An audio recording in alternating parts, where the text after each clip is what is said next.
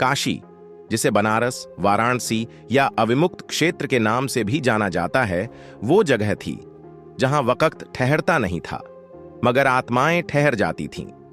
गंगा किनारे सुबह की आरती, संकरे गलियों में चाय की महक, मंदिर की घंटियां और साधुओं के भजन, हर चीज में एक दिव्यता थी। इसी नगरी में आई थी एक लड़की, पायल त्रिपाठी, लखनऊ की रहने वाली, बेहद शांत स्वभाव पर भीतर एक बवंडर की तरह बेचैन। वह बनारस हिंदू विश्वविद्यालय BHU में समाज शास्त्र में स्नातक की पढ़ाई करने आई थी। उसके साथ थी उसकी बचपन की मित्र अनु मिश्रा, जो उसके स्वभाव से बिल्कुल उलट थी, चुलबुली, बोलचाल में तेज और सपनों से भरी हुई। दोनों लड़कियां विश्वनाथ छात्रावास में रह रही थीं।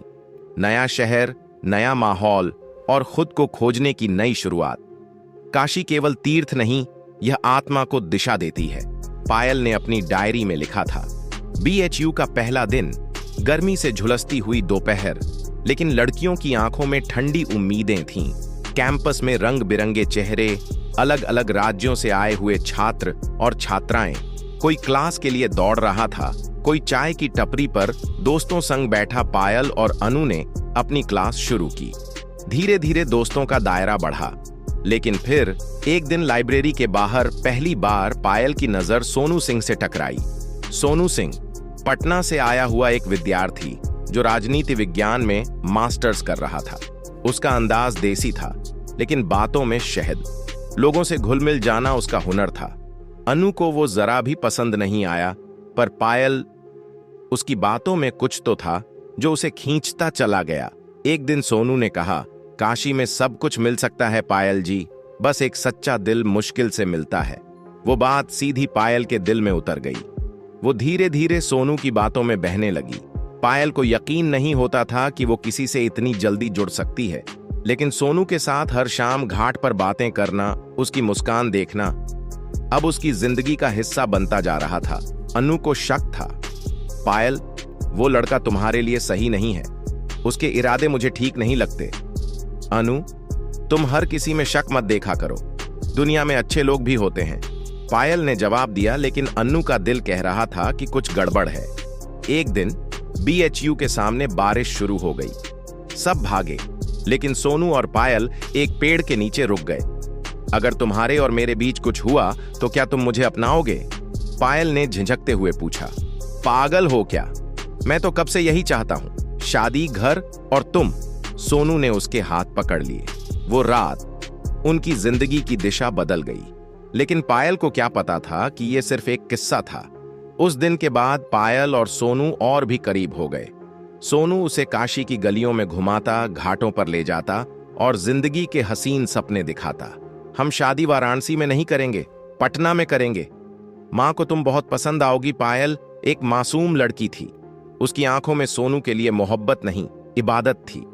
वो अपना सब कुछ सोनू को दे चुकी थी, लेकिन उसे क्या पता था कि मोहब्बत के पीछे एक ऐसा जाल बिछा है जिससे निकलना आसान नहीं। 3 महीने बीत गए।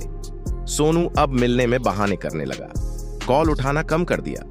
और फिर एक दिन जब पायल ने लगातार पेट में दर्द और उल्टी की शिकायत की, तो अनु उसे डॉक्टर के पास ले गई। रिपोर्ट आई, पायल गर्भवती थी। दुनिया जैसे थम गई। अनु के होश उड़ गए और पायल, वो हतप्रभ। सोनू, क्या हम बात कर सकते हैं? हाँ पायल, बोलो, मैं प्रेग्नेंट हूं। चुप्पी, फिर एक गहरी सांस। पायल, पागल हो गई हो क्या? अभी मेरा करियर शुरू भी नहीं हुआ है। तुम खुद कुछ सोचो, मुझे इसमें मत घसीटो।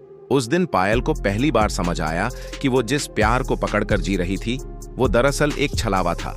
पायल ने किसी को कुछ नहीं बताया। अनु उसके साथ थी, लेकिन सोनू अब एक परछाई की तरह गायब हो चुका था। दिन बदनामी का डर, रातें आंसू और खामोशी की चादर में लिपटी रहती। अनु ने बहुत कहा, अबॉर्शन करवा लो पायल, ये जिंदगी भर का बोझ होगा। लेकिन पायल ने सिर झुकाकर कहा, मैं गलत थी, पर मेरे भीतर एक मासूम धड़क रहा है। अब कोई और गलती नहीं करूंगी। समय बीता। पायल ने एक अस्पताल में गुपचुप बच्चे को जन्म दिया। वो एक प्यारी सी बेटी थी, बिल्कुल मासूम, शांत और नन्ही सी मुट्ठियां कस के बंद। लेकिन समाज के डर, परिवार की इज्जत और अपनी पढ़ाई की अधूरी राह को देखते हुए एक दिन वो काशी विश्वनाथ मंदिर पहुंची। हे महादेव, ये मेरी सबसे बड़ी गलती और सबसे बड़ा टुकड़ा है। कृपया इसे किसी नेक हाथों में पहुंचा दीजिए। वो बच्ची वहीं मंदिर के पास छोड़कर चली गई, आंखों से बरसते आंसू और दिल से बहता लहू लेकर। सिपाही रमेश यादव, नेक दिल मसीहा।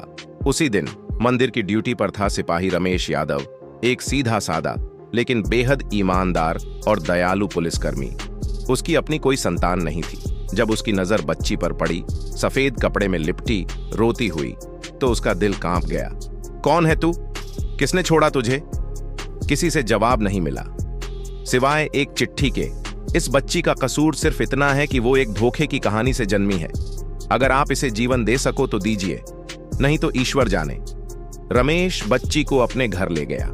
नाम रखा गंगा, क्योंकि वो गंगा किनारे मिली थी और उसकी आत्मा भी उतनी ही पवित्र थी। रमेश यादव की पत्नी सरला देवी पहले थोड़ी घबराईं।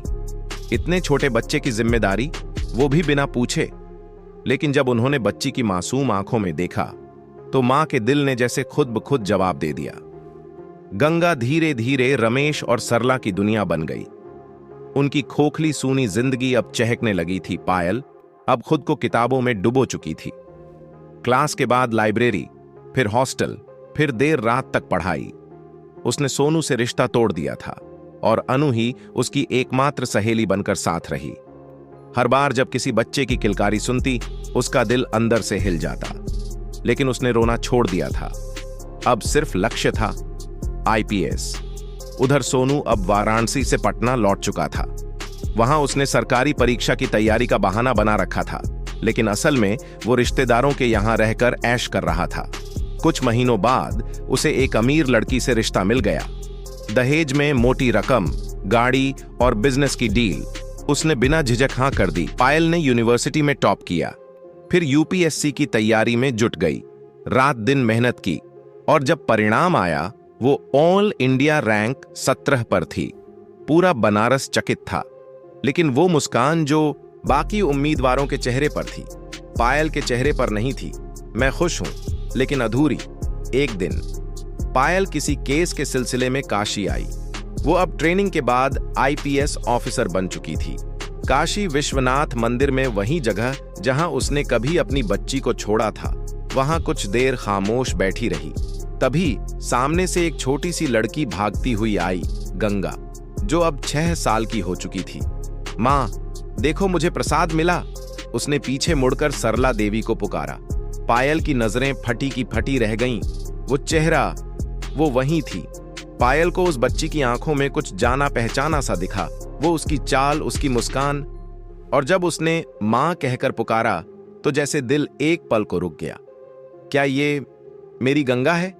उसी समय सरला देवी ने बच्ची को थामा और प्यार से डांटा। गंगा, ऐसे मंदिर में तेज नहीं दौड़ते।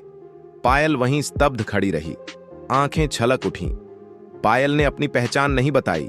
वो कुछ समय गंगा के आसपास रहने लगी। मंदिर की सेवा के बहाने वो रमेश यादव और सरला से धीरे धीरे बातचीत करने लगी। गंगा उससे तुरंत घुल मिल गई। एक दिन गंगा ने पूछा, दीदी, आप मुझे ऐसे क्यों देखती हैं, जैसे आप मुझे बहुत पहले से जानती हो? पायल ने मुस्कुराकर कहा, शायद इसलिए कि मैं तुम्हारे जैसी ही थी, अकेली पर मजबूत। पायल ने एक डीएनए टेस्ट करवाया, चुपचाप। रमेश और सरला से आशीर्वाद लेकर गंगा का नमूना लिया और रिपोर्ट का इंतजार करने लगी। जब रिपोर्ट आई, वो 100% मैच थी। पायल फूट फूट कर रोई, पर उसने फिर भी खुद को संयमित रखा। अब ये मेरी नहीं रही, ये रमेश जी और सरला मां की बेटी है। पायल ने तय कर लिया, वो गंगा की जिंदगी में जबरदस्ती नहीं आएगी, लेकिन वो उसकी रक्षक जरूर बनेगी। आईपीएस ऑफिसर रहते हुए उसने रमेश यादव को प्रमोट करवाया, सरला के लिए सिलाई सेंटर शुरू करवाया, गंगा को सबसे अच्छे स्कूल में दाखिला मिला, पायल की निजी फंडिंग से। लेकिन किसी को भी उसकी असली पहचान का अंदाजा नहीं था। कुछ वर्षों बाद गंगा अब 14 साल की हो गई थी, तेज, समझदार और भावुक।